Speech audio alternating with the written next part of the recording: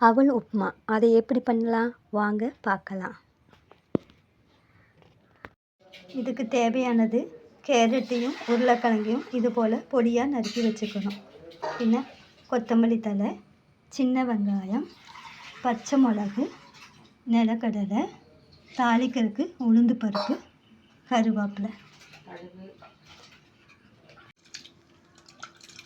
அவலை நாம் இது போல் நல்லா கழுவி எடுத்து புழிஞ்சு வச்சுக்கணும்.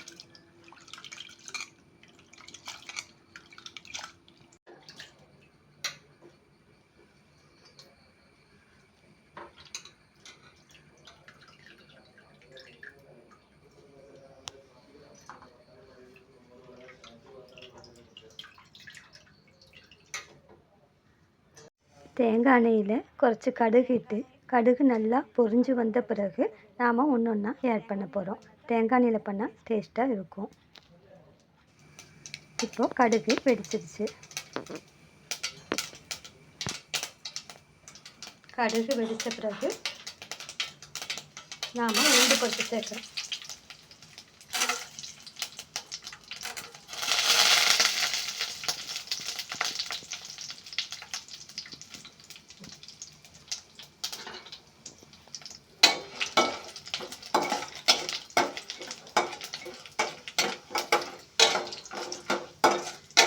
இது போல் நம்ம செவந்ததும் சின்ன உள்ளி அரிஞ்சு வச்சதை அதில் ஆட் பண்ணுறோம்.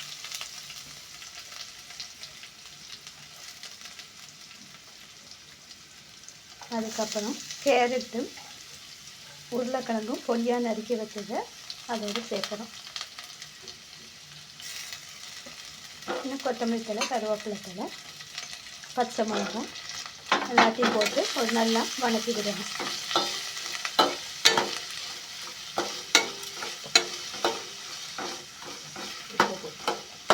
வெங்காயம் லைட்டாக வதங்கின பிறகு உப்பும் மஞ்சள் பொடியும் ஆட் பண்ணணும்.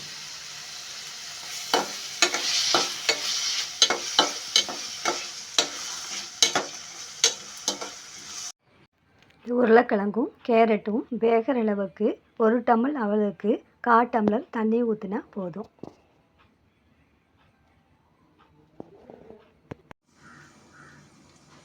அவல் இந்த போல் கொஞ்சம் ஊறி வந்திருக்கணும். கேரட்டும் உருளைக்கிழங்கும் இது போல் வெந்த பிறகு நாம் இப்போ அவலை சேர்க்க போகிறோம். அவல் உப்புமாக்கு தேங்காய் சேர்த்தா இன்னும் டேஸ்ட்டு கிடைக்கும். அதனால் கொஞ்சம் தேங்காவோட நம்ம அவளையும் சேர்த்து இறக்க போகிறோம்.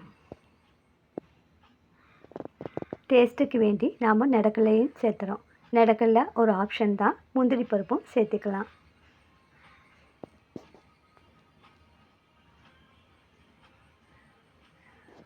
அவல் இது போல் குலையாமல் இருக்கணும். அப்போ தான் அவல் உப்புமாவுக்கு டேஸ்ட்டு கிடைக்கும். இப்படி உதிரியாக இருக்கணும். அரை எலுமிச்சம்பழச்சாறு டேஸ்ட்டுக்கு வேண்டி சேர்த்துறோம்.